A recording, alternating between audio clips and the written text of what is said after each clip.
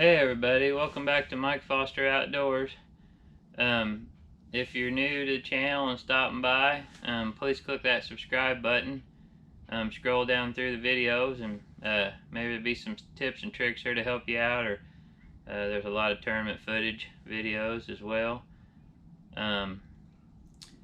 Today's video is going to be a little bit different. It's going to be about little things you can do to make yourself more efficient out on the water. Practice or tournament, when you're out on the water, you want to have as much of the time spent there catching fish. That's what we're all going out there for. So I'm just going to show you a few little things I do and makes my time a little bit more efficient. So obviously, number one, you need to have your baits organized. Most of us bass fishermen have a box of shallow crankbaits, a box of medium diving crankbaits.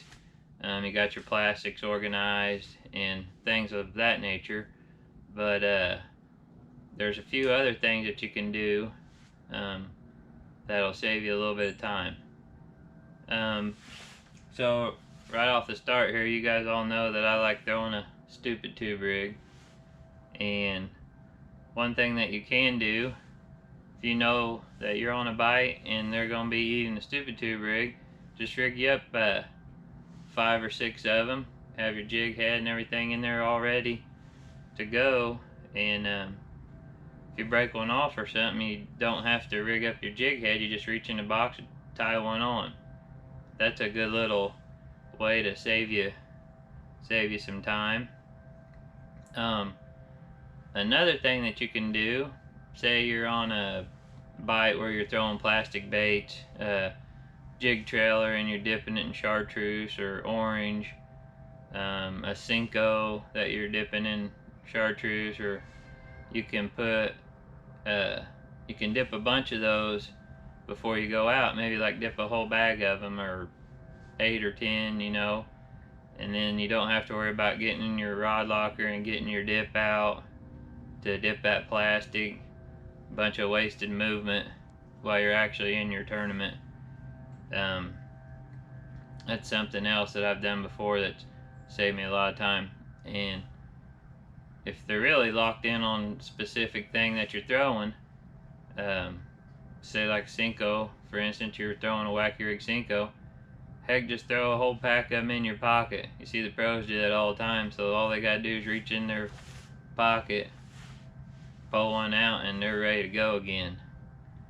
There's a lot of little things like that that can add up over the course of a day that will maybe allow you to get 15 or 20 more casts, and maybe one of those casts gets you the bite that is the difference between a good day and a not so good day. So that's just some of the things that come to mind for me as far as like your bait. Like I said, your storage and organization on your baits is key. That way you can reach in there and grab whatever box you need to get what you're looking for, so you're not rummaging through a whole bunch of different things. Another thing, a lot of these boats now, they got the day box, so you can say you've practiced for a tournament and you've got dialed in on this few different things that you're going to be doing, so you can just load up that day box with all the baits that you need for that tournament. My boat doesn't really have one of those day boxes. I just use my front compartment up here on my front deck, and I'll have a lot of that stuff in there, so it's just handy to reach down and grab. Now there's some other aspects you can do as well before you ever get to a lake or get on the water or any of that. Especially if you're going to a new lake, it can really save you some time. I'll show you the app that I use. I have an app on my phone, a Navionics app, and I think to get the upgraded version it's like $10 for a whole year.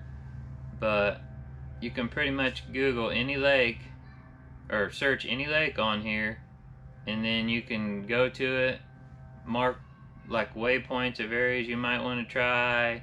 It shows contour lines. So we're going to just go to Lake Eufaula, because I was looking at it because I got a tournament there at the end of February for the ABA Top 150 Solo Southeast Division. But I'll show you guys. See, you can see on there, and then you can just zoom in on this, and I mean, it's got some really good detail. For this is some stuff right there on the main part of the lake. But then say you want to zoom in to a creek arm or something, and shows you all the creek channel contours, the drops and stuff off the sides of points. And if you use this app, you can mark spots like little waypoints on there that you want to try, and you can just go there and pull your phone up and reference those to go check them out. And if, you know, given what season or stage that the fish are in, you know, if it's spawning time, you just start looking for some flat pockets or something, and that just eliminates a whole bunch of time looking around, because you can go to those areas that you thought were going to be key areas and spend the majority of your time focusing in on those areas. Technology, little things like that, has really upped the game as far as being able to do homework, so to speak, before you even get to a lake. Another thing is Google Earth. You can get on Google Earth and check lakes out. That can show you sometimes like grass, real good grassy areas. You can see drops sometimes on it. You can see all the docks on a given lake. So say you know some fish are on a dock bite, maybe you can find a certain area of the lake that has more docks or something along those lines. And again, not wasting time, you can go right to that section that you felt like would be a better area to try and start off there, and hopefully get some results. So anyways guys, I know a lot of you probably have all kinds of little tips and tricks that you do to make yourself more efficient. If you guys would just drop some of your ideas down in the comment section, and we'll maybe we can all help each other learn a few tips and tricks there in the comments. But I will try to put a link for that Navionics app down in the description, so if you guys want to check that out. I've had it on my phone for probably six years now, and super handy. I would recommend that app. There may be other ones out there to use, I'm not sure, but that Navionics is treated me very good over the years. So anyways guys, thanks for stopping by. Hope this helps you out. Until next time, tight lines.